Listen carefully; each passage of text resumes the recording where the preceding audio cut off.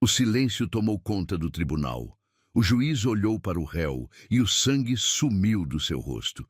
Aqueles olhos eram iguais aos seus. 12 anos antes, ele havia oferecido milhões para que essa criança jamais existisse.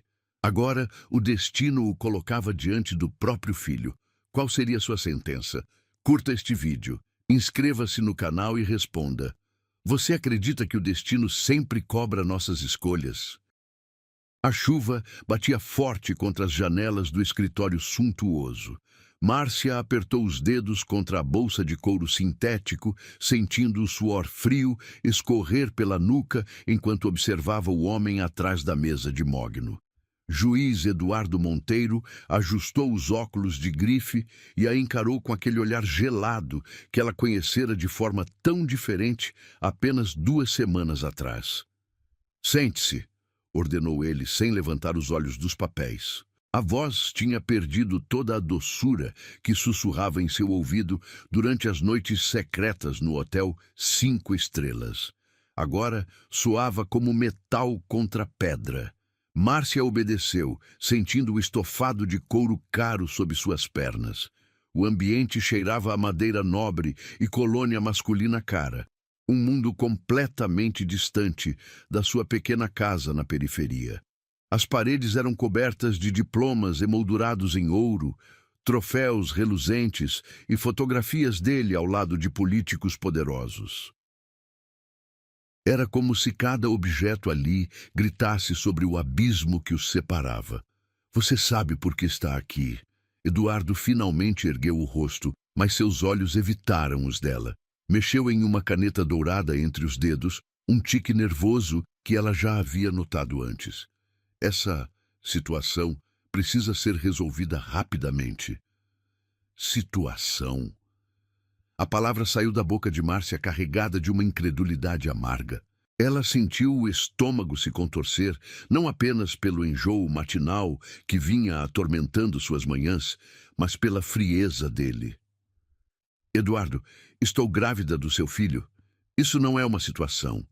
É uma vida crescendo dentro de mim. Ele bateu a caneta contra a mesa com força excessiva.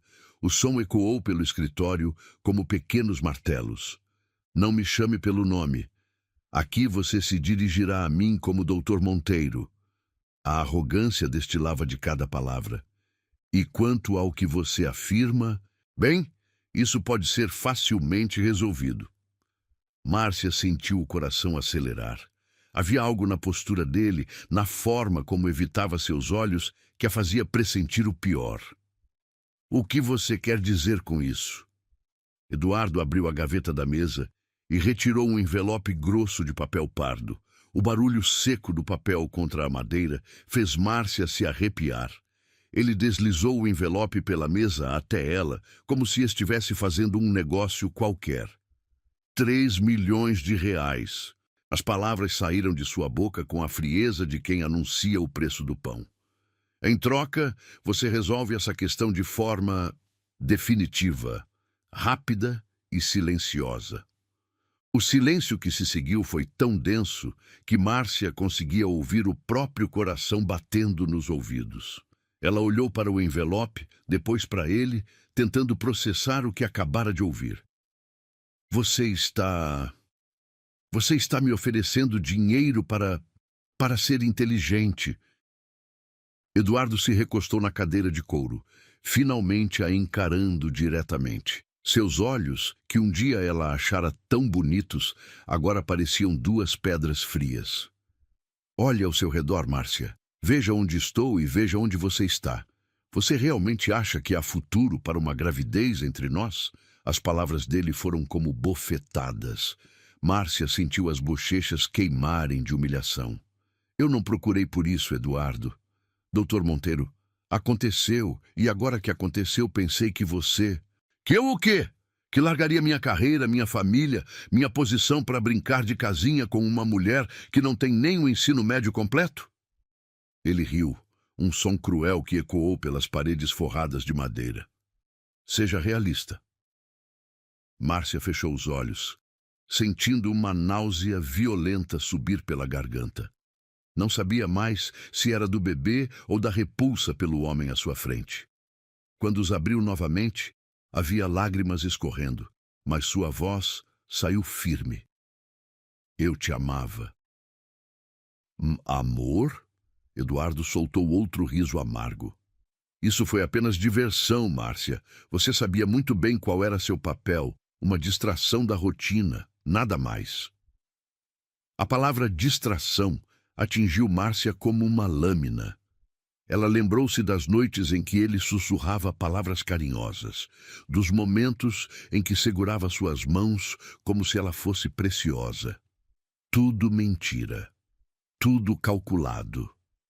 3 milhões, repetiu Eduardo, batendo o dedo indicador sobre o envelope. É muito mais dinheiro do que você sonharia em ter na vida inteira. Você pode recomeçar longe daqui, talvez até estudar, se tornar alguém na vida. E o bebê?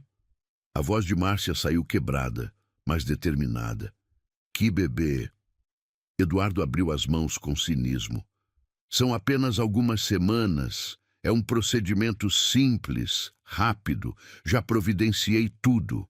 A melhor clínica particular, médicos discretos. Ninguém nunca saberá de nada. Márcia colocou a mão instintivamente sobre o ventre ainda plano. Ali dentro, sabia que uma vida minúscula começava a se formar. Uma vida que carregaria os olhos dele, talvez seu sorriso, seus gestos. Uma vida que era parte dela e parte do homem que agora a tratava como lixo. Você já decidiu tudo, não é? Sua voz era um sussurro carregado de dor. Nem ao menos me perguntou o que eu queria. O que você quer é irrelevante. Eduardo se levantou, caminhando até a janela que dava vista para a cidade. De costas para ela, com as mãos nos bolsos do terno italiano, parecia uma estátua de mármore. O que importa é o que é prático, o que é inteligente, e manter essa criança não é nenhum dos dois. Márcia se levantou também, as pernas bambas, pegou o envelope e, por um momento, Eduardo se virou com um sorriso de vitória nos lábios. Mas ela abriu o envelope e despejou as notas sobre a mesa dele. Não. A palavra saiu simples, mas carregada de uma força que ela não sabia que possuía. Não vou matar meu filho pelo seu dinheiro sujo. O rosto de Eduardo se contorceu numa expressão de fúria. Você não tem ideia do que está fazendo. Não tem ideia de quem eu sou, do poder que eu tenho nesta cidade. Eu sei exatamente quem você é. Márcia caminhou em direção à porta. Cada passo, uma pequena vitória sobre o medo. Você é um homem que oferece milhões para matar o próprio filho. E isso me diz tudo sobre seu caráter. Se você sair por essa porta com essa teimosia, nunca mais quero ver você na minha frente, Eduardo gritou, perdendo completamente a compostura que tanto cultivava. E não conte comigo para nada, nada. Márcia parou com a mão na maçaneta dourada. Virou-se uma última vez para encará-lo. Eu não conto com você há muito tempo, Dr. Monteiro, mas um dia talvez você se arrependa desta conversa. Ela saiu batendo a porta, deixando para trás o cheiro de couro caro e promessas vazias. Do lado de fora, a chuva havia parado, mas Márcia sentia como se uma tempestade muito maior estivesse apenas começando. O ônibus chacoalhou violentamente ao passar por mais um buraco na estrada de terra. Márcia segurou firme na barra de ferro enferrujada, sentindo o estômago revirar, não apenas pelo movimento brusco, mas pelo enjoo que a acompanhava desde que descobrira a gravidez. O suor escorria pelo rosto, enquanto ela observava pela janela suja a paisagem pobre da periferia onde morava. Casas de tijolo aparente, quintais com varal cheio de roupas e crianças brincando descalças na poeira. Essa aí não tá com cara boa, não, sussurrou uma senhora gorda sentada atrás dela. Parece que vai vomitar a qualquer momento. Márcia fingiu não escutar, mas as palavras perfuraram seus ouvidos como agulhas. Havia 3 semanas desde o encontro no escritório de Eduardo, e o enjoo piorava a cada dia. Ela mal conseguia comer qualquer coisa sem sentir náusea. A sensação de ter algo crescendo dentro dela era ao mesmo tempo mágica e assustadora. Desceu no ponto próximo ao supermercado, onde trabalhava como operadora de caixa. O sol escaldante do meio-dia fazia o asfalto fumegar, e o cheiro de lixo acumulado na esquina a fez tampar o nariz com a mão. Suas sandálias de plástico derretido grudavam no chão quente enquanto caminhava apressada para não se atrasar. Chegou em cima da hora de novo, Márcia, resmungou Dona Aparecida, a supervisora de cabelos pintados de loiro e batom borrado nos dentes. E essa cara? Parece que passou a noite bebendo. Não bebi nada, Dona Aparecida. É só cansaço mesmo, mentiu Márcia, amarrando o avental azul ao redor da cintura, que já começava a parecer mais apertada. Cansaço nada. Você anda esquisita há umas semanas. Se tiver arrumado namoradinho e tiver grávida, pode ir procurando outro emprego. Aqui não é creche. As palavras da mulher foram como um soco no estômago. Márcia sentiu o sangue gelar nas veias. Como ela podia suspeitar? Será que já estava aparecendo? Instintivamente levou a mão ao ventre, fazendo um gesto protetor que não passou despercebido pelos olhos aguçados da supervisora. Eu não estou grávida, sussurrou, mas sua voz saiu tão fraca que nem ela mesma acreditou. Dona Aparecida a examinou de cima a baixo, como se fosse um produto estragado.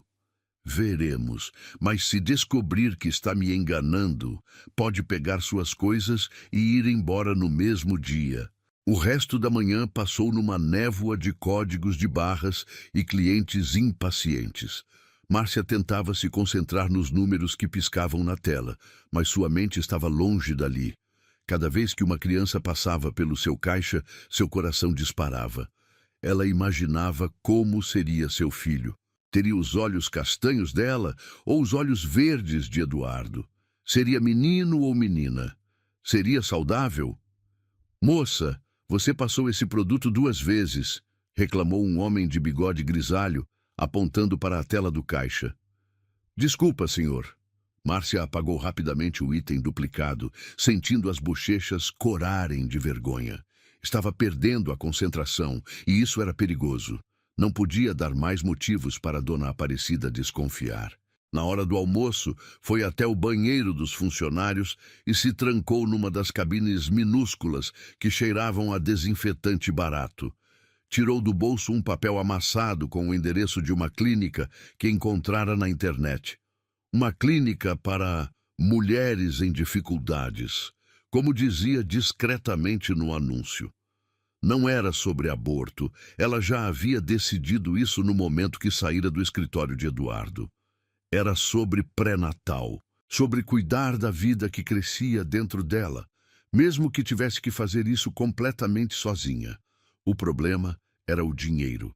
Ela ganhava apenas um salário mínimo e mal conseguia pagar o aluguel do quartinho onde morava. Márcia, a voz de Sandra, sua única amiga no trabalho, ecoou no banheiro.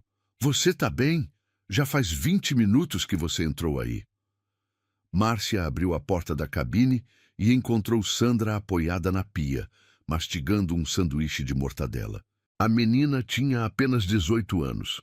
Mas possuía uma sabedoria de rua que impressionava. Sandra. Márcia hesitou, olhando ao redor para ter certeza de que estavam sozinhas. Se eu te contar uma coisa, você promete não falar para ninguém? Sandra parou de mastigar e a encarou com curiosidade. Claro, o que foi? Eu estou grávida. O sanduíche quase caiu da mão de Sandra. Ela arregalou os olhos castanhos e cobriu a boca com a mão livre. Caramba, Márcia, de quem? De alguém que não quer assumir. Márcia não conseguiu contar toda a verdade. Era humilhante demais. E Dona Aparecida já está desconfiando. Aquela víbora. Sandra terminou de mastigar e jogou o resto do sanduíche no lixo. Ela já demitiu 2 meninas por causa de gravidez. Disse que era corte de gastos, mas todo mundo sabe que foi por isso. Eu preciso desse emprego, Sandra. Preciso mais do que nunca agora. Sandra se aproximou e tocou suavemente o braço de Márcia. Quanto tempo você tem? Umas 6 semanas, eu acho. Ainda não está aparecendo. Você consegue esconder por mais uns meses. Mas e depois? O que você vai fazer com o bebê? A pergunta que Sandra fez era a mesma que martelava na cabeça de Márcia todas as noites. Ela não tinha família para ajudar. Seus pais haviam morrido num acidente de carro quando ela era adolescente. E não tinha irmãos. Morava sozinha num quartinho de pensão que mal cabia uma cama de solteiro. Eu vou dar um jeito. As palavras saíram com mais firmeza do que ela realmente sentia. Outras mulheres conseguem criar filhos sozinhas. Eu também vou conseguir. Você tem dinheiro guardado? Márcia riu de forma amarga. Guardado? Sandra, eu mal consigo pagar minhas contas todo mês. E o pai? Ele não vai ajudar nem com dinheiro? Não. A resposta saiu dura, definitiva. Ele deixou bem claro que não quer nada com essa criança. Sandra balançou a cabeça com indignação. Que safado! Homem é foda mesmo. Na hora do prazer tá todo mundo junto, mas na hora da responsabilidade some como fumaça. Márcia sentiu os olhos marejarem. A solidariedade de Sandra era um bálsamo para sua alma ferida. Eu só queria que ele ao menos tentasse entender, que visse que é um bebê, sabe? Uma vida. Alguns homens não têm coração, Márcia, mas você tem. E isso já é meio caminho andado. Elas voltaram para o trabalho. Mas Márcia passou o resto do dia pensando nas palavras da amiga. À noite, no ônibus de volta para casa, observou uma mulher grávida sentada a alguns bancos à frente. A barriga já estava aparente sob o vestido florido, e ela acariciava a curva com carinho maternal enquanto conversava baixinho com alguém ao telefone. Sim, amor, o médico disse que está tudo bem com nosso bebê, ouvia Márcia dizer. Semana que vem descobrimos se é menino ou menina. Márcia sentiu uma pontada de inveja dolorosa.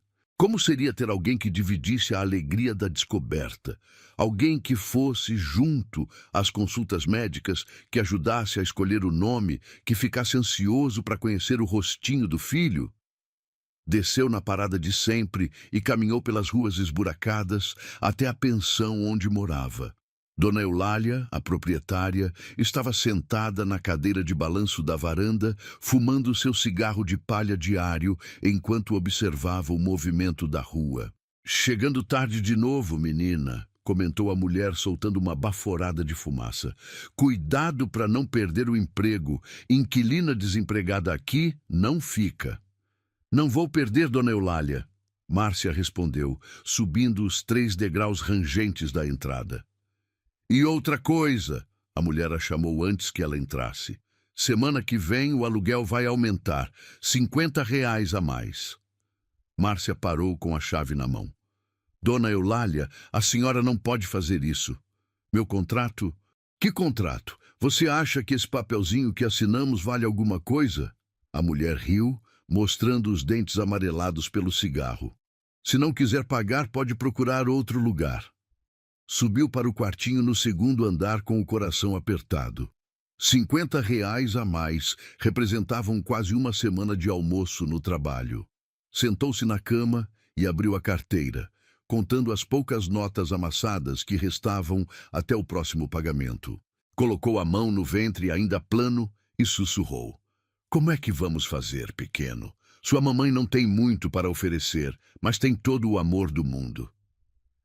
Naquela noite, deitada na cama estreita, Márcia fez uma promessa silenciosa. Não importava o que acontecesse, quantas dificuldades surgissem, ela protegeria aquela vida com todas as forças.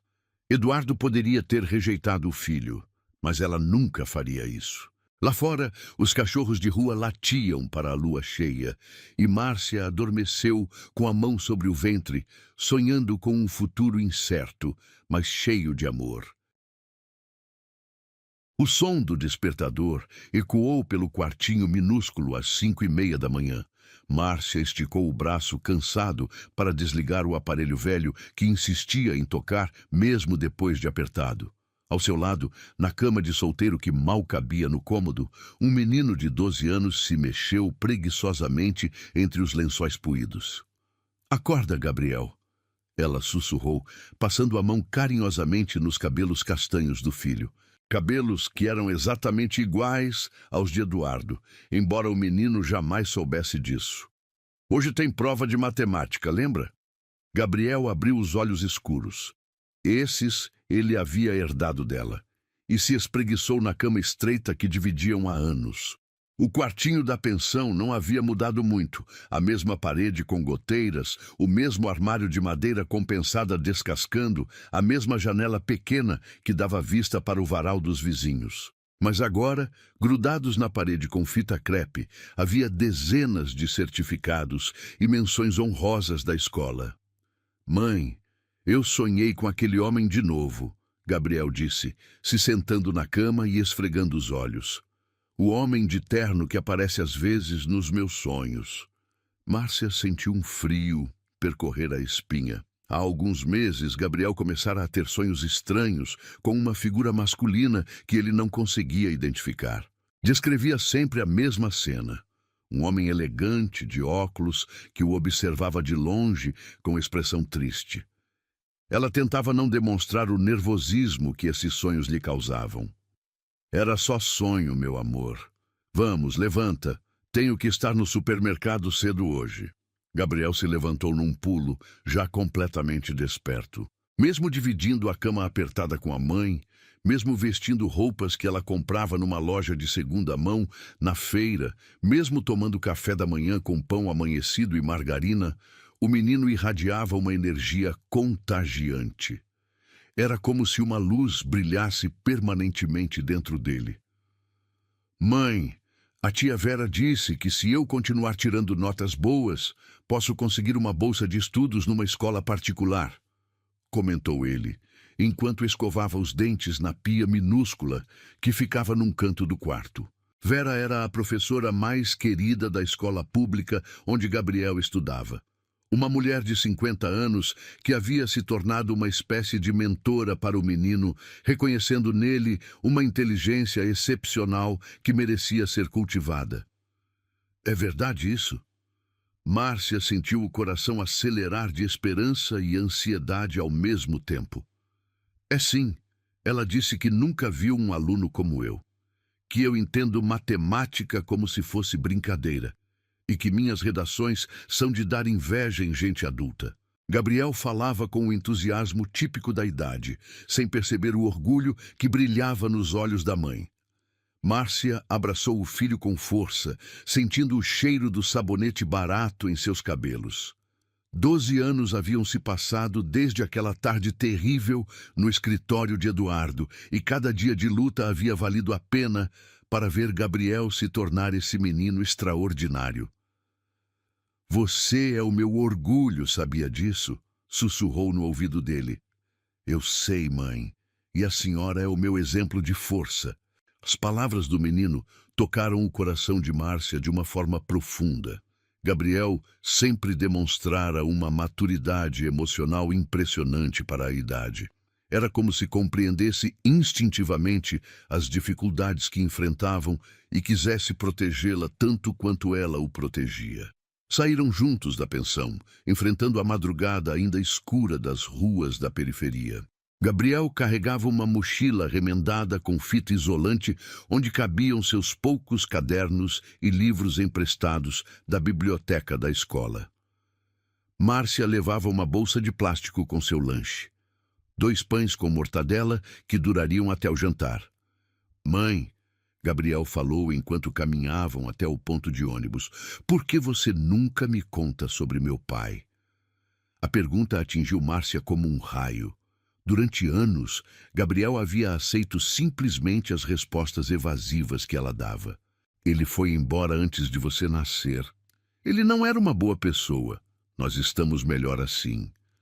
Mas ultimamente o menino vinha questionando mais, como se uma curiosidade natural sobre suas origens estivesse despertando. Porque algumas histórias são muito dolorosas para contar, meu filho. Mas ele me abandonou, não foi? Abandonou você grávida? Márcia parou de caminhar e encarou Gabriel.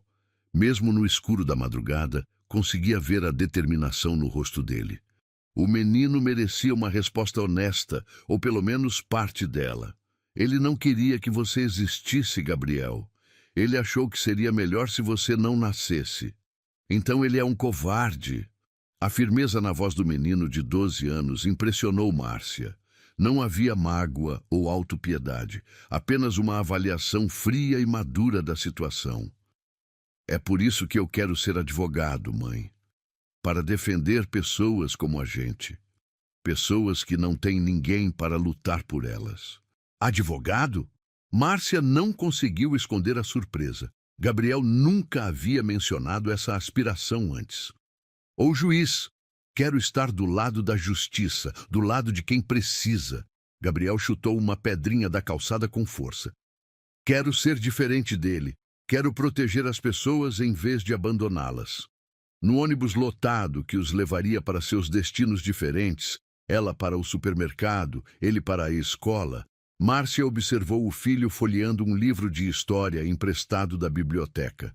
Gabriel lia tudo o que encontrava pela frente, desde bulas de remédio até jornais velhos que encontrava na rua. Tinha uma sede de conhecimento que impressionava até os professores. Mãe, olha isso. Ele apontou para uma página do livro. Aqui fala sobre um juiz muito importante que mudou as leis para proteger as crianças pobres. Que legal seria fazer uma coisa assim, né? Márcia sentiu um arrepio percorrer o corpo. A ironia da vida era cruel às vezes. O filho que Eduardo tinha rejeitado sonhava em seguir exatamente a mesma profissão do pai. Mas enquanto um usava o poder para se beneficiar, o outro queria usá-lo para ajudar. Seria maravilhoso, meu amor, e eu tenho certeza de que você conseguiria. A tia Vera disse que, se eu continuar assim, posso tentar uma bolsa integral na universidade quando terminar o ensino médio. Imagina, mãe, eu poderia estudar direito de graça numa faculdade boa. Os olhos de Gabriel brilhavam com uma paixão que aquecia o coração de Márcia. O menino falava sobre o futuro com uma convicção inabalável, como se já pudesse ver claramente o caminho que o levaria até seus sonhos. E sabe o que mais, mãe?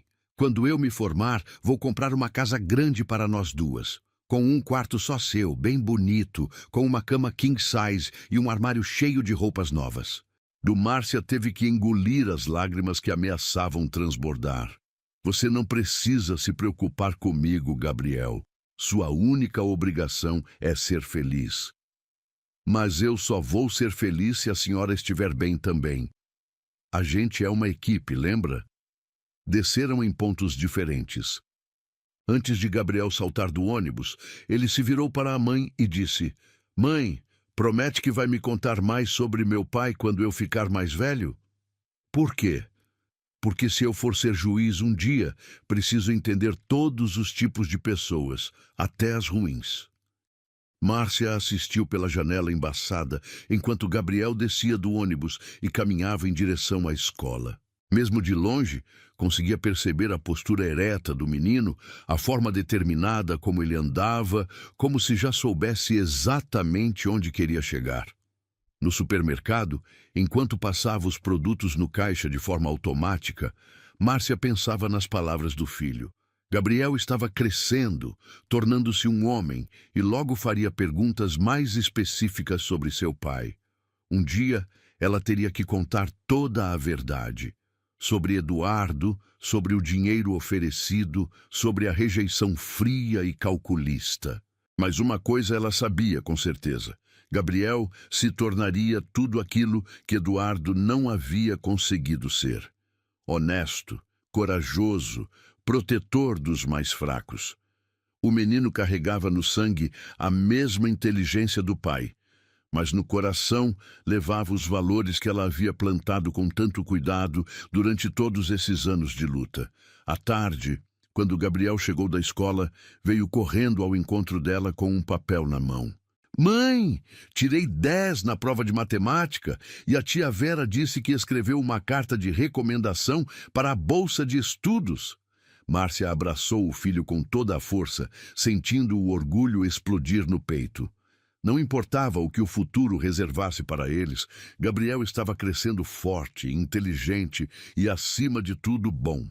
Isso era tudo que importava. O barulho ensurdecedor da sirene policial cortou o ar quente da tarde na escola estadual, onde Gabriel estudava. O menino estava guardando seus livros na mochila remendada quando ouviu gritos vindos do pátio. Correu até a janela da sala de aula, junto com outros alunos, e viu uma confusão se formando próximo ao portão principal. Gabriel! Gabriel! Você precisa sair daí agora! A voz desesperada da professora Vera ecoou pelo corredor. Ela corria em sua direção, com o rosto pálido e os olhos arregalados de pânico. O que aconteceu, tia Vera? Gabriel sentiu o coração acelerar ao ver a expressão de desespero da mulher que havia se tornado sua segunda mãe ao longo dos anos. A polícia está aqui. Disseram que você agrediu o Rodrigo Silva na hora do intervalo. Disseram que ele está no hospital. As palavras saíam atropeladas da boca de Vera, como se ela mal conseguisse acreditar no que estava dizendo. Gabriel sentiu o chão desaparecer sob seus pés. Rodrigo Silva era um garoto 2 anos mais velho, filho de um vereador da cidade, conhecido por intimidar os alunos mais novos. Mas agredi-lo? Jamais. Tia Vera, isso é mentira. Eu nem falei com o Rodrigo hoje.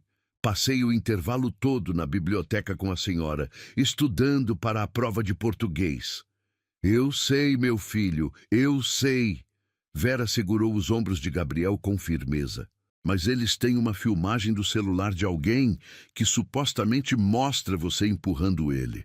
É uma armação, Gabriel, mas eles não estão ouvindo. O sangue de Gabriel gelou nas veias. Uma armação? Por que alguém faria isso com ele? Ele nunca havia se metido em confusão. Sempre foi o aluno exemplar, o menino educado que todos os professores elogiavam. Cadê minha mãe? Alguém ligou para minha mãe? Já mandei avisar ela no supermercado. Ela deve estar vindo. Vera olhou nervosamente para o corredor. Gabriel, escuta bem o que vou te falar. Não importa o que aconteça, você vai dizer a verdade.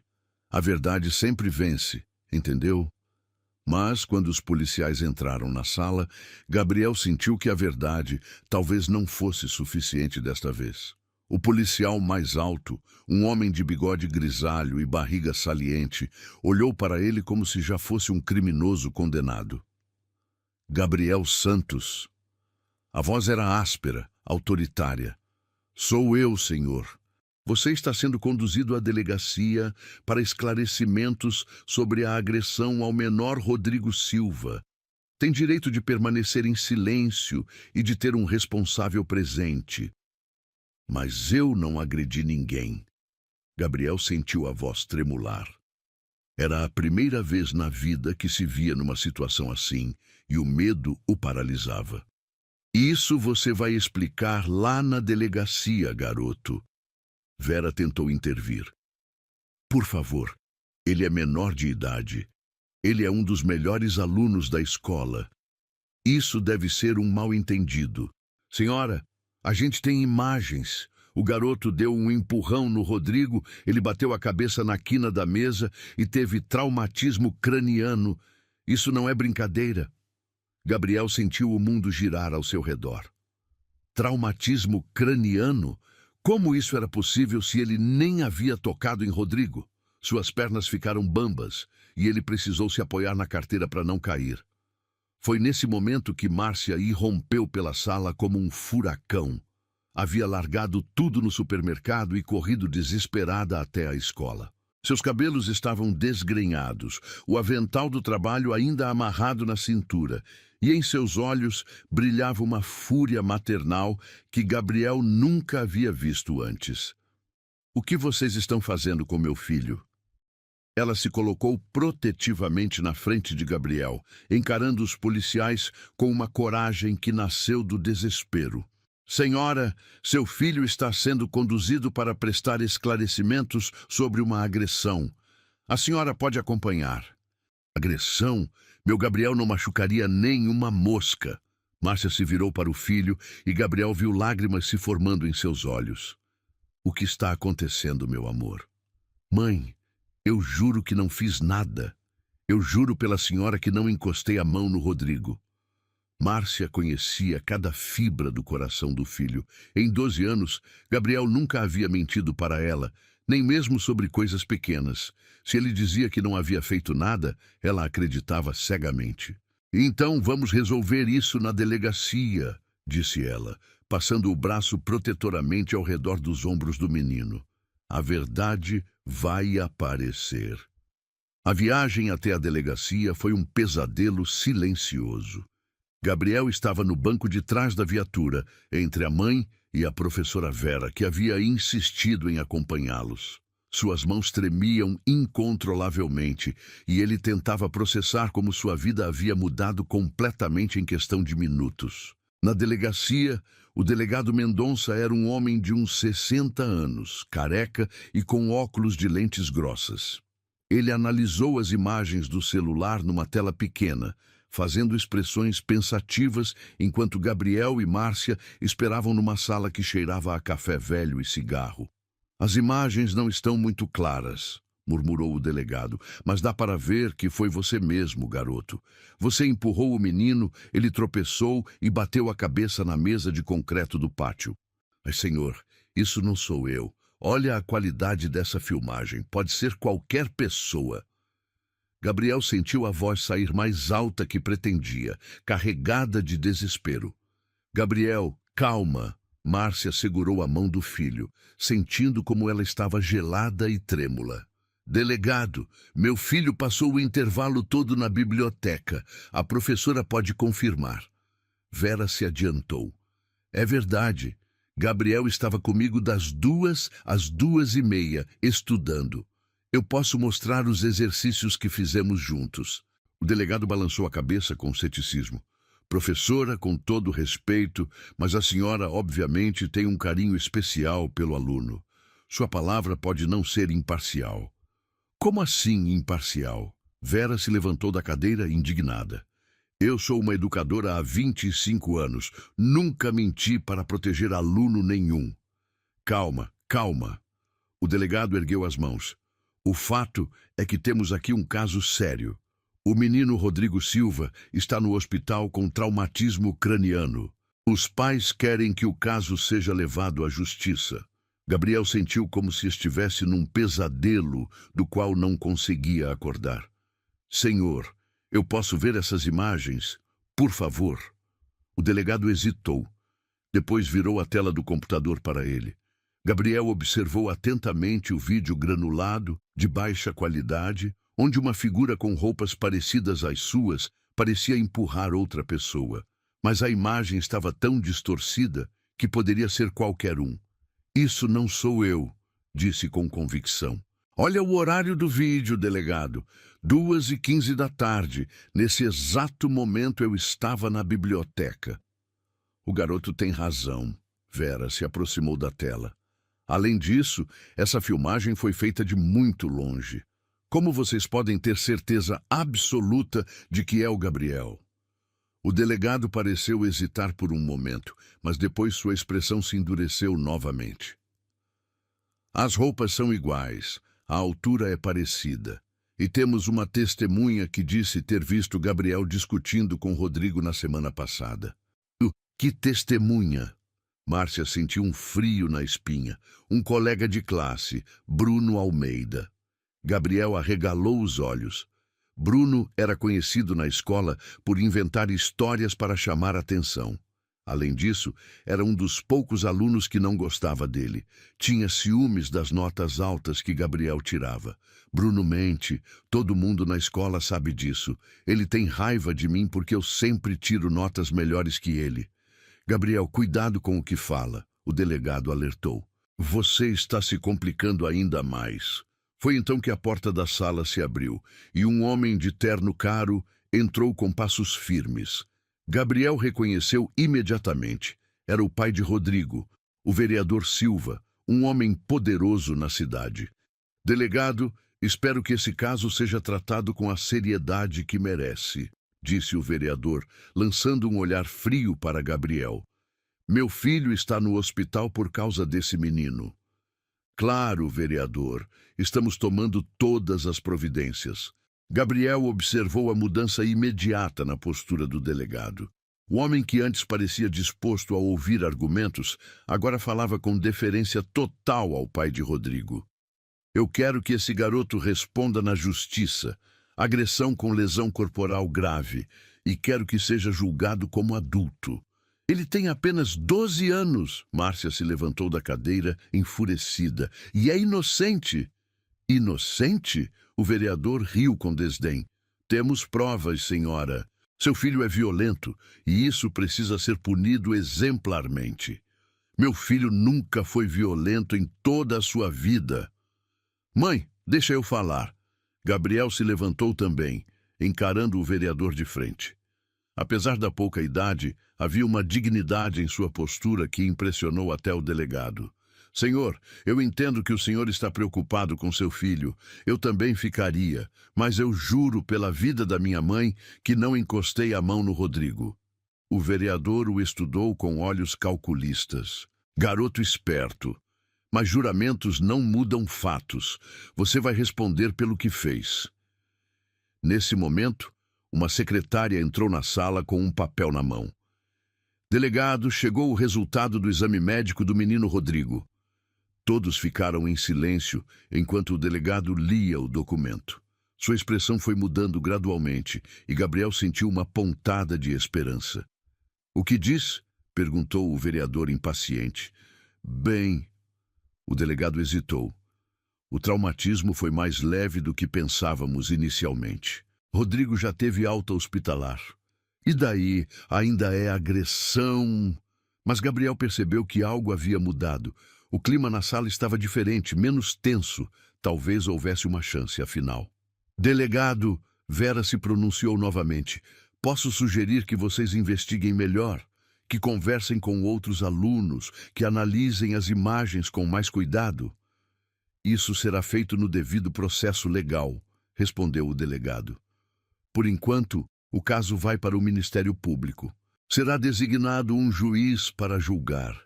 Gabriel sentiu o estômago afundar. Um julgamento. Ele, um menino de 12 anos, seria julgado como um criminoso. Como a vida podia mudar tão drasticamente em poucas horas?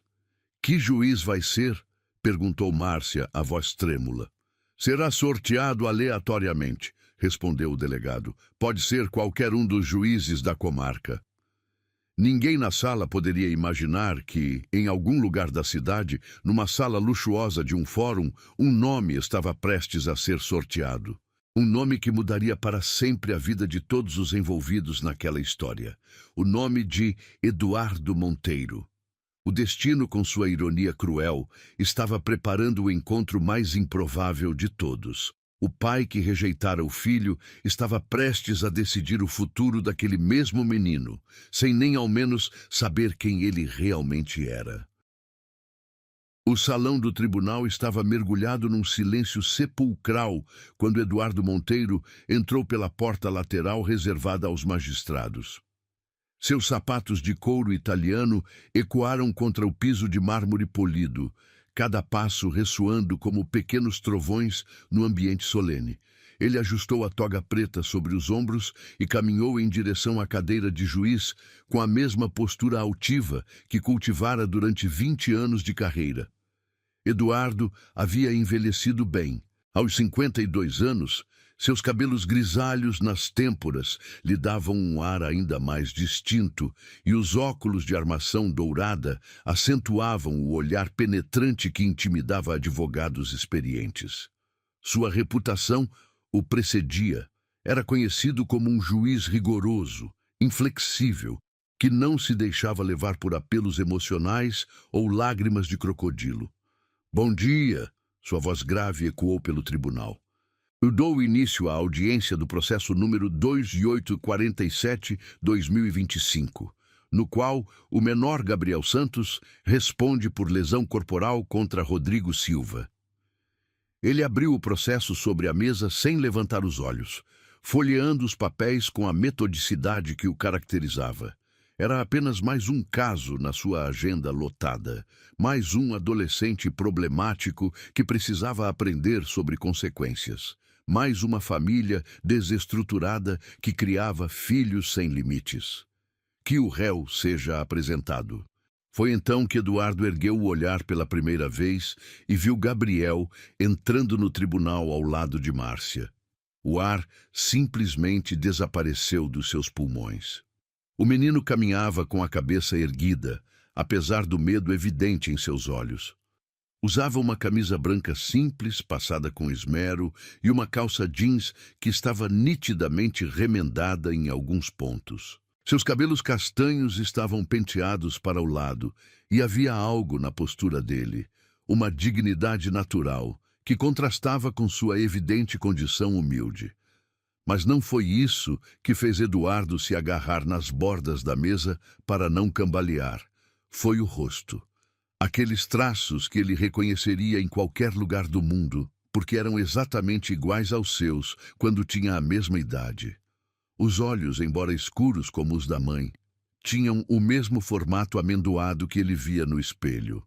O nariz reto, o queixo determinado, até a forma como o menino erguia uma sobrancelha quando estava nervoso.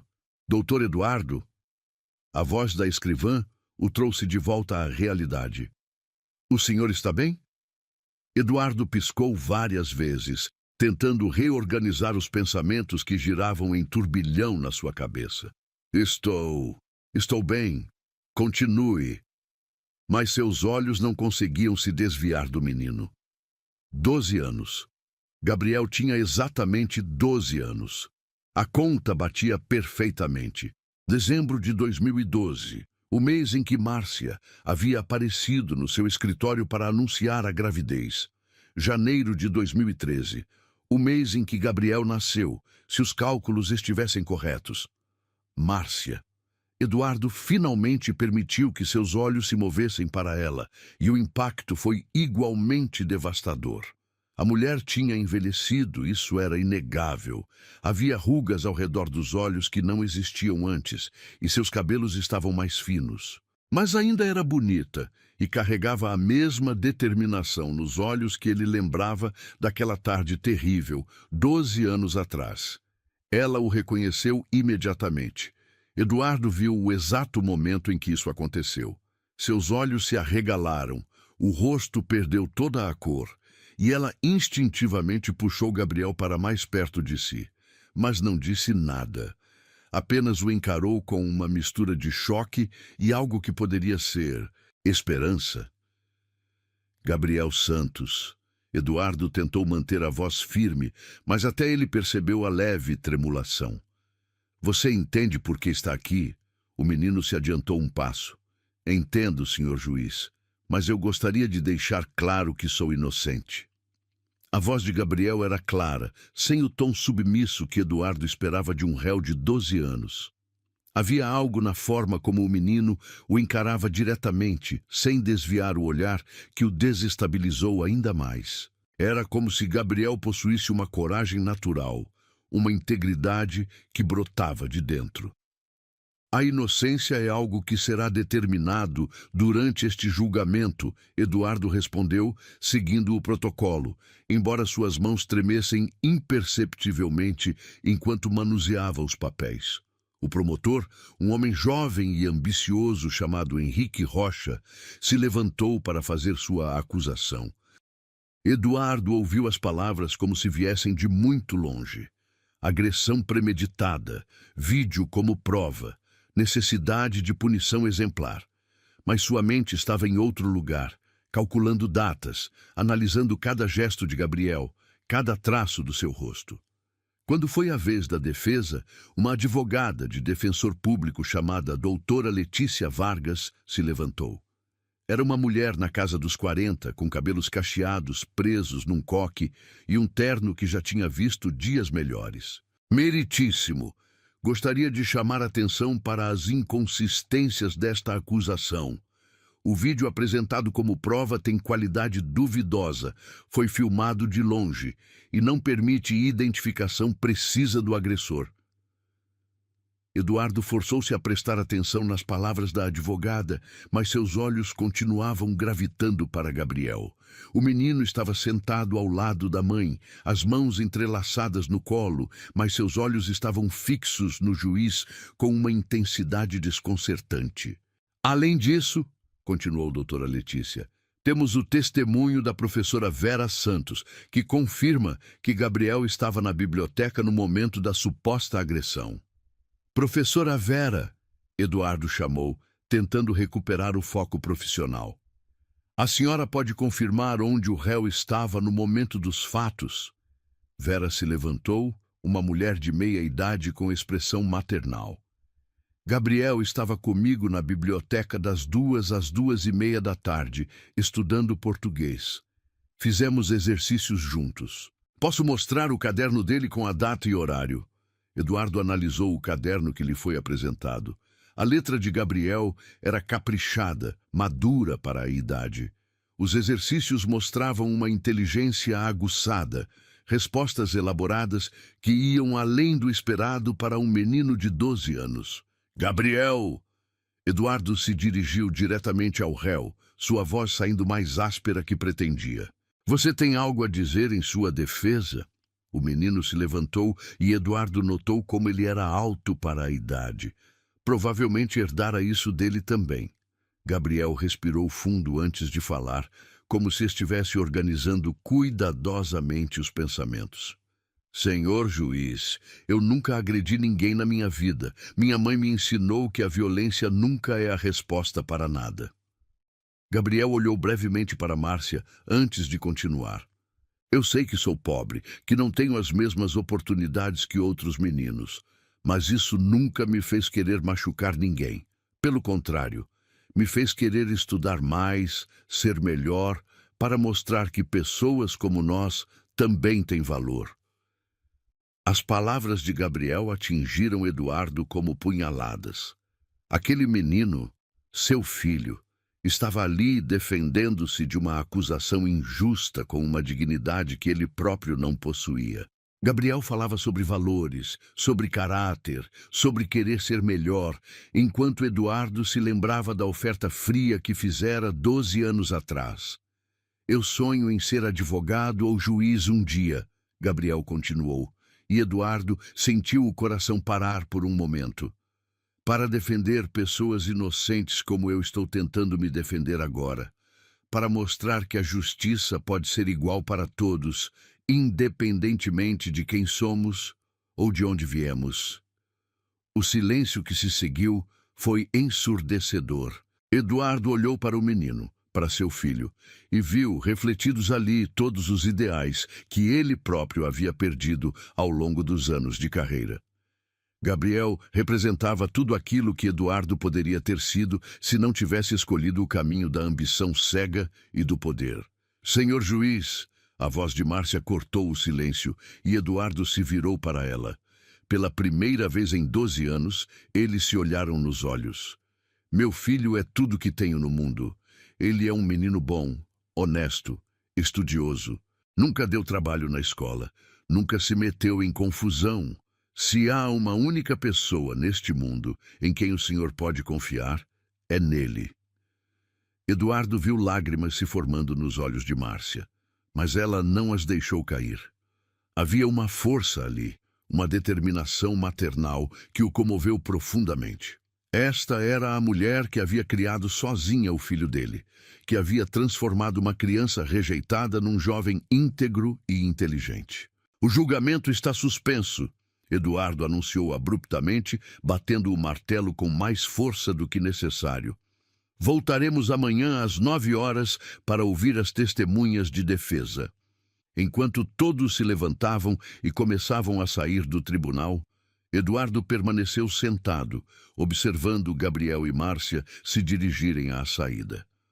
No último momento, Gabriel se virou e o olhou mais uma vez. Não havia raiva naquele olhar, nem ressentimento. Apenas uma curiosidade silenciosa, como se o menino sentisse que havia algo mais naquela situação do que conseguia compreender. Quando o tribunal ficou vazio, Eduardo tirou os óculos com mãos trêmulas e cobriu o rosto. Pela primeira vez em décadas, o juiz implacável, o homem que nunca demonstrava emoção, sentiu lágrimas queimarem seus olhos. Seu filho estava ali. O menino, que ele havia tentado apagar da existência antes mesmo que nascesse agora, estava na sua frente, defendendo-se com a dignidade de um homem adulto. Gabriel havia crescido sem pai, em condições precárias, mas tinha se tornado tudo aquilo que Eduardo gostaria de ter sido: íntegro, corajoso, justo. E agora, numa cruel ironia do destino, cabia a ele decidir o futuro daquela criança. A criança que ele havia rejeitado estava em suas mãos, esperando por justiça justamente do homem que havia lhe negado o direito de existir. Eduardo sabia que sua vida nunca mais seria a mesma depois daquela tarde. O menino de olhos determinados havia revirado seu mundo e não havia como voltar atrás. A noite foi a mais longa da vida de Eduardo Monteiro. Ele havia saído do tribunal em estado de choque, dirigido até sua mansão nos Jardins como um autômato, mas não conseguira nem ao menos tirar a toga. Ficara sentado na poltrona de couro de sua biblioteca, um copo de uísque intocado na mesa lateral, olhando fixamente para a parede, coberta de diplomas e honrarias que já não significavam mais nada. Gabriel, seu filho. O menino estava ali, diante dele, pedindo por justiça ao próprio pai que o havia rejeitado antes mesmo do nascimento. A ironia era tão cruel que Eduardo chegou a rir. Um riso amargo, sem humor, que ecoou sombriamente pela casa vazia. Quando o sol nasceu, Eduardo ainda estava na mesma posição, com a roupa amarrotada e os olhos vermelhos de insônia. Tomou um banho gelado, barbeou-se com cuidado e escolheu seu terno mais sóbrio, como se estivesse se preparando para o próprio funeral. De certa forma, estava. No caminho para o fórum, tentou imaginar 1000 cenários diferentes. Poderia se declarar suspeito e passar o caso para outro juiz. Poderia simplesmente conduzir o julgamento de forma imparcial e fingir que não sabia de nada. Poderia, mas todas as opções pareciam covardes demais, até mesmo para ele. O tribunal estava mais cheio na segunda manhã. A notícia de que um menino pobre estava sendo julgado por agressão havia se espalhado, e várias pessoas da escola de Gabriel estavam presentes, além de jornalistas locais.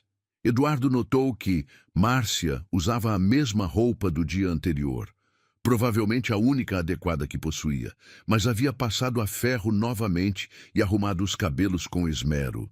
Gabriel estava sentado ao lado da mãe, usando uma camisa azul clara que realçava seus olhos escuros. Eduardo observou como o menino cumprimentava respeitosamente cada pessoa que se aproximava para desejar boa sorte, como segurava a mão da mãe em momentos de tensão, como sua postura permanecia ereta, mesmo sob pressão. "Dou prosseguimento à audiência", Eduardo anunciou, sua voz ecoando pelo salão lotado. "Chamo a primeira testemunha de defesa." Vera subiu ao púlpito com passos firmes. Seus cabelos grisalhos estavam presos num coque impecável, e ela usava um vestido azul marinho que lhe dava ar de autoridade maternal. "Professora Vera", Eduardo começou, "há quanto tempo conhece Gabriel Santos?" "Há 4 anos, meritíssimo. Desde que ele chegou na nossa escola, no terceiro ano do fundamental. Como descreveria Gabriel como aluno? Vera respirou fundo, como se quisesse escolher cuidadosamente as palavras. Gabriel é o aluno mais excepcional que tive em 25 anos de magistério. Não apenas pelas notas, que são sempre as melhores da turma, mas pela forma como trata colegas e professores. Nunca presenciei uma única situação em que ele demonstrasse agressividade. Eduardo sentiu um aperto no peito. Pode nos dar exemplos específicos? Ano passado, um menino mais novo estava sendo intimidado por valentões na hora do recreio. Gabriel se envolveu para defender a criança, mas usando palavras, não violência. Conseguiu convencer os agressores a parar, conversando sobre empatia e respeito. Vera olhou diretamente para Gabriel com orgulho maternal. Outra vez, um colega de classe estava com dificuldades em matemática e ia repetir o ano. Gabriel passou todos os intervalos de 2 semanas ajudando-o a estudar gratuitamente. E no dia da suposta agressão? Gabriel estava comigo na biblioteca das 2 às 2:30, como já confirmei ontem. Fizemos exercícios de interpretação de textos sobre justiça social. Vera hesitou por um momento. Ele escreveu uma redação linda sobre como todos merecem uma oportunidade de provar sua inocência. Eduardo engoliu seco. A testemunha pode se retirar. A próxima testemunha foi Sandra, a colega de trabalho de Márcia no supermercado. Uma jovem de 20 e poucos anos, nitidamente nervosa por estar num tribunal, mas determinada a ajudar. Sandra, Eduardo a chamou. Você conhece Gabriel há quanto tempo? Desde que ele tinha uns 7 anos, doutor. Sempre que a tia Márcia não tinha com quem deixar ele, levava para o supermercado. Ele ficava sentadinho num cantinho, fazendo lição ou lendo algum livro. Como ele se comportava? Era o menino mais educado que já vi na vida. Sempre obrigado, por favor, com licença. Os clientes adoravam ele. Sandra ganhou confiança conforme falava. Teve uma vez que um cliente grosseiro gritou com a tia Márcia na frente dele. Gabriel tinha uns 10 anos. Sabe o que ele fez? Chegou perto do homem e disse: Senhor, minha mãe trabalha muito para me dar uma vida melhor. O senhor não precisa gritar com ela. O homem ficou tão sem graça que pediu desculpas. Eduardo sentiu os olhos arderem. Aquele menino com apenas 10 anos já defendia a mãe com uma maturidade que impressionava. Gabriel já se envolveu em alguma briga ou confusão no supermercado? Nunca. Ele sempre ajudava quando podia.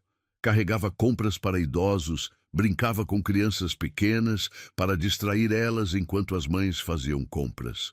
Todo mundo no bairro conhece e gosta do Gabriel. Quando Sandra desceu do púlpito, Eduardo notou lágrimas nos olhos de várias pessoas da plateia. Mas foi então que o promotor se levantou para chamar sua principal testemunha, Bruno Almeida, o menino que acusava Gabriel. Bruno tinha 12 anos, a mesma idade de Gabriel, mas ali a semelhança terminava. Enquanto Gabriel irradiava honestidade, Bruno parecia desconfortável, os olhos fugidios, mexendo nervosamente nas mãos. Bruno, o promotor começou. Você viu Gabriel agredir Rodrigo Silva? Vi sim. A voz do menino saiu baixa, quase inaudível. Pode falar mais alto para todos ouvirem? Eu vi o Gabriel empurrar o Rodrigo. Eles estavam discutindo. Aí o Gabriel ficou bravo e empurrou. Eduardo observou atentamente. Havia algo errado ali. A linguagem corporal de Bruno gritava mentira. Sobre o que eles estavam discutindo? Perguntou o promotor. Não sei bem. Acho que sobre notas ou alguma coisa assim. Você tinha uma boa visão dos fatos? Tinha, sim. Foi então que a advogada de defesa se levantou para o contra-interrogatório. Doutora Letícia Vargas tinha aquele olhar afiado de quem sabia reconhecer mentiras. Bruno, você e Gabriel são amigos? O menino hesitou. Mais ou menos. Mais ou menos como? Vocês brincam juntos? Estudam juntos? Não muito. É verdade que você já foi advertido pela escola por contar histórias fantasiosas? Bruno ficou vermelho. Isso não tem nada a ver. Não tem? No ano passado você não inventou uma história sobre ter sido sequestrado, quando na verdade havia simplesmente faltado aula para jogar videogame? Isso foi diferente. E não é verdade que você tem inveja das notas de Gabriel? Não. Mas a negativa saiu alta demais, defensiva demais. Eduardo observava tudo com atenção crescente. Estava ficando claro que Bruno estava mentindo, mas ele precisava de mais. Bruno, Eduardo interviu diretamente. Olhe para mim. Você tem certeza absoluta de que viu Gabriel empurrar Rodrigo? O menino olhou para Eduardo e seus olhos se encheram de lágrimas. Eu... A verdade, Bruno. Apenas a verdade. Foi então que Bruno desmoronou completamente. Eu não vi nada. O Rodrigo me pagou para dizer que foi o Gabriel. Um murmúrio chocado percorreu o tribunal. Eduardo bateu o martelo para restaurar a ordem, mas seu coração estava disparado. Pode explicar melhor? O Rodrigo me ofereceu dinheiro para dizer que foi o Gabriel. Disse que ia me dar R$ 500 se eu confirmasse a história dele. Bruno chorava abertamente agora. Eu preciso do dinheiro. Minha mãe está desempregada. O promotor tentou intervir, mas Eduardo o cortou. Continue, Bruno. O Rodrigo disse que o Gabriel era metido, que se achava melhor que todo mundo por causa das notas. Disse que precisava levar uma lição. Eu sei que foi errado, mas... Quem realmente agrediu Rodrigo? Bruno engoliu seco. Ninguém. O Rodrigo bateu a própria cabeça na mesa de propósito, para parecer que alguém tinha empurrado ele. Ele fez isso porque o pai dele queria processar alguém. O silêncio que se seguiu foi sepulcral. Eduardo olhou para Gabriel e viu não alívio, mas tristeza nos olhos do menino. Tristeza por Bruno, tristeza pela mentira, tristeza pelo sistema que quase o condenou injustamente. Foi nesse momento que Márcia se levantou. Sua voz ecoou clara pelo tribunal quando ela disse: Meritíssimo, posso falar? Eduardo hesitou. Tecnicamente, Márcia não era testemunha arrolada, mas algo na expressão dela o fez acenar afirmativamente. Márcia caminhou até o centro do tribunal com passos firmes. Quando falou, sua voz carregava 12 anos de luta, amor e sacrifício. Gabriel é meu único filho. Durante 12 anos, criei ele sozinha, sem ajuda de ninguém. Trabalhei em 2, às vezes 3 empregos para dar a ele o que eu podia. Nunca foi muito, mas sempre foi dado com amor. Eduardo sentia como se estivesse sendo despido, camada por camada, pelas palavras dela. Meu filho nunca teve pai. Nunca teve alguém para ensiná-lo como ser homem. Mesmo assim, ele se tornou o homem mais íntegro que conheço. Márcia olhou diretamente para Eduardo. Ele aprendeu sobre honestidade, caráter e justiça sozinho. E sabe como? Observando injustiças e prometendo a si mesmo que seria diferente. Márcia fez uma pausa, os olhos marejados, mas a voz firme. Gabriel sempre pergunta sobre o pai. Eu nunca soube o que responder, porque como explicar para uma criança que seu pai não a quis, que ofereceu dinheiro para que ela não existisse? Um arrepio percorreu o tribunal. Eduardo sentiu o sangue gelar nas veias. Márcia ia contar. Ali, diante de todos, ela ia revelar a verdade. Mas agora sei a resposta. Vou dizer para meu filho que seu pai perdeu a maior oportunidade da vida dele. Perdeu a chance de conhecer uma pessoa extraordinária. Perdeu a chance de se orgulhar do filho mais maravilhoso que qualquer pai poderia sonhar em ter. Márcia se virou diretamente para Eduardo e suas palavras seguintes foram como punhaladas. Vou dizer para Gabriel que seu pai está aqui nesta sala, que é o homem que ele sempre admirou e quis imitar, um juiz. Mas que este homem, ao contrário do filho, esqueceu o significado da justiça. Eduardo sentiu as pernas ficarem fracas. O tribunal inteiro estava em silêncio absoluto, todos os olhos fixos em Márcia. Gabriel, Márcia chamou o filho, que se levantou confuso. Quero que você conheça seu pai, Dr. Eduardo Monteiro, o homem que tentou me convencer a abortar você por 3 milhões de reais. O silêncio que se seguiu foi ensurdecedor. Gabriel olhou de Márcia para Eduardo, seus olhos escuros se arregalando lentamente conforme a verdade se instalava. Eduardo estava paralisado, incapaz de falar, de se mover, de respirar. Ali estava seu filho, o menino que havia rejeitado, olhando para ele com uma mistura de choque, dor e algo que poderia ser compreensão. Pai, Gabriel sussurrou, e a palavra ecoou pelo tribunal como um trovão. Eduardo finalmente encontrou forças para responder, sua voz quebrada. Sim, Gabriel, eu sou seu pai. O martelo escorregou das mãos trêmulas de Eduardo e caiu sobre a mesa com um som seco que ecoou pelo tribunal completamente silencioso. Pela primeira vez em 20 anos de carreira, o juiz implacável estava totalmente sem palavras, sem controle, sem a armadura de autoridade que sempre o protegera. Pai?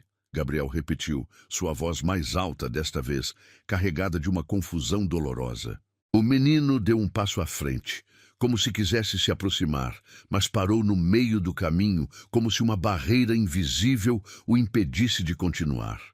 Eduardo se levantou da cadeira com movimentos mecânicos, suas pernas bambas mal conseguindo sustentá-lo.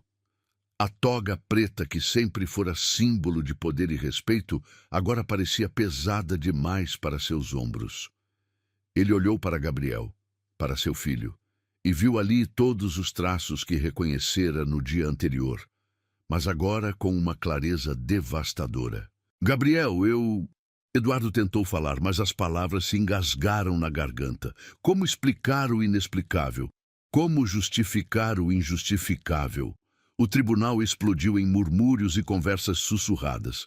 Jornalistas anotavam freneticamente, advogados trocavam olhares chocados, e as pessoas na plateia pareciam assistir ao drama mais intenso de suas vidas. Mas para Eduardo existiam apenas 3 pessoas naquela sala. Ele, Gabriel e Márcia. Silêncio! Eduardo gritou, batendo o punho na mesa com uma força que surpreendeu até ele mesmo. Silêncio no tribunal! Quando o ruído cessou, Eduardo desceu lentamente da plataforma do juiz. Cada degrau era como uma eternidade. Cada passo o aproximava do momento mais crucial de sua vida. Parou a 2 metros de Gabriel, próximo o suficiente para ver as lágrimas se formando nos olhos do menino, longe o suficiente para sentir o abismo de 12 anos entre eles. Gabriel! Eduardo começou, sua voz mais rouca do que jamais estivera. Você tem todo o direito de me odiar.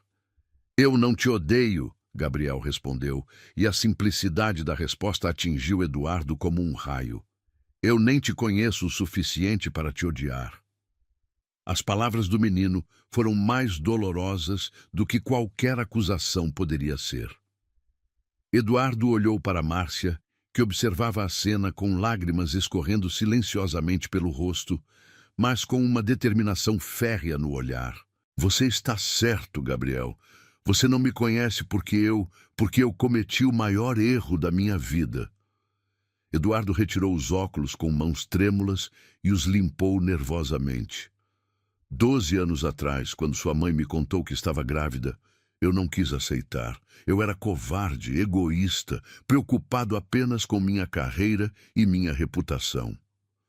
Gabriel permaneceu em silêncio, mas seus olhos nunca se desviaram do pai. Havia uma maturidade naquele olhar que deixava Eduardo ainda mais envergonhado de sua própria fraqueza. Eu ofereci dinheiro para sua mãe, para que você não nascesse. Eduardo sentiu as palavras saírem como estilhaços de vidro. 3 milhões de reais. Achei que dinheiro resolveria tudo, que eliminaria o problema. Eu era um problema? Gabriel perguntou, sua voz pequena, mas firme. Não. Eduardo respondeu imediatamente, dando um passo à frente. Você nunca foi um problema, Gabriel. O problema era eu. Meu egoísmo, minha covardia, minha incapacidade de aceitar responsabilidades. Márcia finalmente se pronunciou, sua voz cortando o ar como uma lâmina. Ele disse que eu não passava de uma distração, que nunca poderia existir um futuro entre nós porque eu não tinha nem o ensino médio completo. Eduardo fechou os olhos, sentindo o peso de cada palavra cruel que havia proferido 12 anos atrás. Eu disse coisas terríveis, imperdoáveis. Tratei sua mãe como se ela fosse... como se vocês dois fossem descartáveis. E agora? Gabriel perguntou, cruzando os braços numa postura defensiva que era igualzinha à de Eduardo quando estava nervoso. O que mudou? Eduardo olhou ao redor do tribunal, para as pessoas que observavam atentas, para os jornalistas que registravam cada palavra, para os colegas advogados que o conheciam como um homem frio e calculista. Então, olhou novamente para Gabriel e tomou a decisão mais importante de sua vida. O que mudou foi que eu vi o homem extraordinário que você se tornou, sem mim, apesar de mim. Eduardo sentiu a voz embargada. Você cresceu honesto, corajoso, íntegro, tudo aquilo que eu deveria ter sido e nunca consegui. Gabriel permaneceu imóvel, processando as palavras. Minha mãe me contou que você é juiz há muito tempo, que tem poder, influência, dinheiro. O menino fez uma pausa. Por que nunca quis nos conhecer? Por que nunca procurou saber se eu estava bem? A pergunta atingiu Eduardo no centro do peito. Porque eu sou um covarde, Gabriel.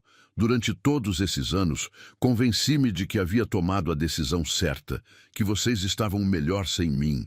Mas a verdade é que eu não tinha coragem de enfrentar o que havia feito. E tem agora? A pergunta veio acompanhada de um olhar penetrante que Eduardo reconheceu como seu próprio. Eduardo respirou fundo, sabendo que sua resposta mudaria tudo. Não sei se tenho coragem, filho, mas sei que preciso tentar. A palavra filho ecoou pelo tribunal como um trovão. Era a primeira vez que Eduardo a pronunciava, e o impacto foi devastador para todos os presentes. Gabriel piscou várias vezes, como se tentasse processar o som daquela palavra saindo da boca do homem à sua frente. Doutor Eduardo... A voz do promotor cortou o momento. Com todo respeito, o senhor deveria se declarar suspeito e passar o caso para outro magistrado. Eduardo se virou para o promotor com um olhar que o fez recuar um passo. Doutor Henrique, este caso não precisa de outro magistrado. A verdade já foi revelada. Bruno confessou que mentiu, que foi subornado para incriminar Gabriel. Meu filho é inocente. Seu filho? Alguém da plateia murmurou, e outros sussurros se seguiram. Sim, Eduardo disse, voltando-se para o tribunal lotado. Gabriel Santos é meu filho. Um filho que abandonei covardemente, que rejeitei por egoísmo, mas que se tornou um jovem melhor do que eu jamais fui. Doutora Letícia se levantou. Meritíssimo, solicito a absolvição sumária do réu, tendo em vista a confissão da testemunha de acusação sobre o perjúrio. Eduardo retornou à sua posição de juiz, mas agora tudo havia mudado. Ele não era mais apenas um magistrado conduzindo um processo. Era um pai tentando fazer justiça ao filho que havia abandonado. Gabriel Santos, Eduardo disse, sua voz ecoando oficialmente pelo tribunal. Em vista das provas apresentadas e da confissão de Bruno Almeida sobre falso testemunho, este tribunal o absolve sumariamente de todas as acusações. O martelo bateu na mesa, mas desta vez o som representou justiça, redenção e uma segunda chance. Gabriel permaneceu imóvel por um momento, como se não conseguisse acreditar que estava livre. Então se virou para Márcia, que o envolveu num abraço forte, ambos chorando de alívio e emoção. Eduardo desceu novamente da plataforma, removendo a toga enquanto caminhava. Quando chegou perto de Gabriel e Márcia, parou respeitosamente a alguns passos de distância. Gabriel, disse suavemente, eu sei que não tenho direito de pedir nada. Sei que causei muito sofrimento a você e sua mãe. Mas será que poderíamos conversar? Só nós três? Gabriel olhou para Márcia, que assentiu encorajadoramente, embora seus olhos ainda estivessem marejados. Tudo bem, Gabriel respondeu, mas eu tenho muitas perguntas. Eu imagino que sim, e tentarei responder todas elas, com toda a honestidade. É o mínimo que devo a você. Enquanto o tribunal se esvaziava lentamente, os três permaneceram ali, pai, mãe e filho, unidos não pelo passado que os separara, mas pela possibilidade de um futuro que ainda poderia ser construído. Eduardo sabia que a jornada seria longa e difícil. Sabia que não bastaria querer se redimir. Seria preciso provar, dia após dia, que merecia uma chance de ser o pai que nunca havia sido. Mas pela primeira vez em 12 anos, sentia algo que havia esquecido completamente: esperança. 3 meses haviam se passado desde aquela tarde transformadora no tribunal. O café pequeno próximo à escola de Gabriel havia se tornado o ponto de encontro semanal dos três. Um lugar simples, com mesas de fórmica e café passado na hora, onde Eduardo lentamente aprendia a ser pai. Márcia mexia distraidamente o açúcar no café, enquanto observava Eduardo e Gabriel conversarem sobre a redação que o menino havia escrito sobre justiça social. Era surreal vê-los juntos assim. Dois desconhecidos que compartilhavam os mesmos gestos, as mesmas manias, a mesma forma de franzir a testa quando estavam concentrados. Você escreveu aqui que a verdadeira justiça não está apenas nas leis, mas na coragem de fazer o que é certo mesmo quando é difícil. Eduardo lia em voz alta, e Márcia notou como sua voz tremia ligeiramente. De onde tirou essa ideia? Gabriel deu de ombros, um gesto que era igualzinho ao que Eduardo fazia. Da minha mãe. Ela sempre me ensinou que fazer a coisa certa às vezes dói, mas é isso que nos torna pessoas melhores. Eduardo olhou para Márcia por cima dos óculos, e ela viu ali algo que nunca havia visto antes. Gratidão genuína. Sua mãe te ensinou bem, Gabriel. Pai, Gabriel começou. Ainda era estranho ouvi-lo usar essa palavra, mas cada vez soava mais natural.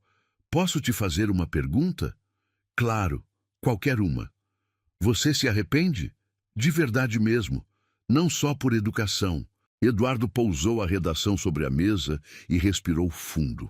Durante esses 3 meses, ele havia aprendido que Gabriel não aceitava respostas evasivas ou diplomáticas. O menino exigia honestidade total, e Eduardo estava aprendendo a dar exatamente isso. Me arrependo todos os dias, Gabriel. Quando acordo de manhã, quando me olho no espelho, quando deito para dormir. Mas principalmente quando vejo o homem incrível que você está se tornando e percebo que quase perdi a chance de fazer parte disso. E se a mamãe tivesse aceito o dinheiro? Se eu não tivesse nascido? A pergunta atingiu Eduardo como um soco. Márcia segurou a respiração esperando a resposta. Então, eu teria perdido a melhor parte de mim mesmo, sem nem saber que ela existia. Eduardo respondeu, a voz embargada. Você me tornou um homem melhor, Gabriel, apenas por existir, por ser quem você é. Gabriel assentiu lentamente, como se estivesse processando a resposta. Tia Vera disse que você doou dinheiro para reformar a biblioteca da escola. É verdade? Eduardo corou ligeiramente. Quem disse isso para a professora Vera? Pai, todo mundo sabe. Chegaram livros novos, computadores, mesas novas. e apareceu uma placa discreta dizendo doação da família Monteiro Santos. Gabriel sorriu pela primeira vez na conversa. Família Monteiro Santos. Gostei do nome. Márcia sentiu os olhos marejarem. Eduardo havia sugerido o nome combinado algumas semanas atrás, durante uma de suas conversas sobre como eles poderiam se tornar uma família de verdade. A biblioteca precisava de melhorias, Eduardo murmurou, constrangido. E pensei que seria importante que os alunos tivessem acesso a bons livros, como eu sempre tive, Gabriel completou. Mesmo quando a mamãe mal tinha dinheiro para comida, ela sempre arrumava um jeito de me comprar livros usados na feira. Eduardo olhou para Márcia com uma admiração que a fazia se sentir vista de verdade pela primeira vez em anos. Sua mãe é uma mulher extraordinária, Gabriel. Ela fez sozinha o trabalho de 2 pais. Eu sei, Gabriel respondeu simplesmente. Por isso eu quero que ela seja feliz agora. Gabriel, Márcia começou, mas o menino a interrompeu. Mãe, vocês acham que eu não percebo? Vocês dois ficam se olhando quando acham que eu não estou vendo. E você, pai, sempre pergunta como ela está, se ela precisa de alguma coisa. E você, mãe, sempre arruma o cabelo quando ele vai chegar. Márcia e Eduardo trocaram um olhar embaraçado. Era verdade. Durante esses meses de reaproximação, algo havia mudado entre eles. Não era mais a paixão impulsiva de 12 anos atrás, mas algo mais profundo, mais maduro. Gabriel, as coisas são complicadas entre nós, Eduardo tentou explicar. Por quê? Gabriel perguntou com a simplicidade desconcertante de uma criança. Vocês se gostam, né? Eu vejo nos olhos de vocês. Não é só sobre gostar, meu filho. Eu machuquei muito sua mãe, disse coisas terríveis, fiz coisas imperdoáveis. E ela te perdoou, não foi, mãe? Márcia olhou para o filho, depois para Eduardo. Durante semanas, ela havia lutado contra seus próprios sentimentos, tentando separar o homem que havia a rejeitado do homem que agora se esforçava genuinamente para ser um bom pai. Gabriel tem razão. Ela disse suavemente. Eu te perdoei, Eduardo. Não foi fácil, mas vendo como você está tentando ser um pai para ele, como você mudou, é difícil guardar rancor. Eduardo estendeu a mão por cima da mesa, tocando delicadamente os dedos de Márcia. Márcia, eu sei que não mereço uma segunda chance. Sei que causei muito sofrimento. Mas se você me permitir, gostaria de tentar ser a família que vocês merecem. Uma família de verdade? Gabriel perguntou, os olhos brilhando. Uma família de verdade, Eduardo confirmou, olhando nos olhos de Márcia. Se sua mãe quiser. Márcia sentiu lágrimas escorrerem pelo rosto. Eduardo, você tem certeza? Não é só culpa ou pena, porque se for, prefiro que pare por aqui. Márcia! Eduardo se levantou e contornou a mesa, ajoelhando-se ao lado da cadeira dela. 12 anos atrás, eu era um homem diferente. Pequeno, egoísta, covarde. Você e Gabriel me transformaram. Não por culpa ou pena, mas porque aprendi o que é amor de verdade. Amor que protege, que se sacrifica, que permanece mesmo quando as coisas ficam difíceis. Gabriel assistia tudo com um sorriso crescendo no rosto. Isso quer dizer que vamos morar juntos? Eduardo riu, um som genuinamente feliz que Márcia há muito não ouvia. Se sua mãe concordar, sim. Pensei em comprar uma casa grande, com um quarto bonito para você, uma biblioteca só sua, e um jardim onde possamos jogar futebol. E um quarto bonito para a mamãe também? O quarto mais bonito da casa, Eduardo prometeu, olhando para Márcia. Se ela quiser dividir essa nova vida conosco. Márcia olhou para o filho que havia criado sozinha, para o homem que havia aprendido a amar novamente, e sentiu que finalmente estava completa. Sim, ela sussurrou. Eu quero. Gabriel se levantou da cadeira e abraçou os dois ao mesmo tempo, criando um círculo perfeito de amor e perdão.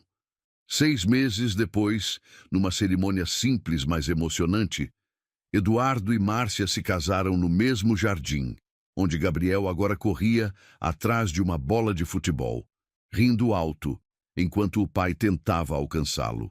A professora Vera foi madrinha de Márcia, Sandra foi dama de honra e Gabriel foi o pajem mais orgulhoso que já havia existido.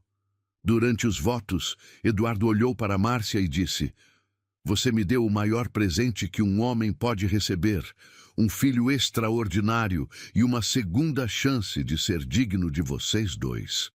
Márcia respondeu: "E você me ensinou que o amor verdadeiro não é aquele que nunca erra, mas aquele que aprende a consertar seus erros." Naquela noite, enquanto arrumavam Gabriel para dormir em seu novo quarto, com estantes cheias de livros e um globo terrestre que girava lentamente, o menino olhou para os pais e disse: "Obrigado por me deixarem existir." Eduardo sentiu as lágrimas escorrerem pelo rosto. "Obrigado a você por me ensinar o que significa ser pai de verdade. E obrigado à mamãe por nunca desistir de nós." Gabriel completou. Márcia beijou a testa do filho e sussurrou: "Eu sempre soube que você traria luz para a vida de alguém. Só não imaginava que seria para a nossa família inteira." Quando saíram do quarto, Eduardo e Márcia ficaram parados no corredor, ouvindo o silêncio pacífico da casa. Tinham percorrido um caminho longo e doloroso até chegarem ali, mas finalmente estavam onde sempre deveriam ter estado, juntos. "Você acha que conseguimos?" Márcia perguntou, encostando a cabeça no ombro do marido. "Conseguir o quê?"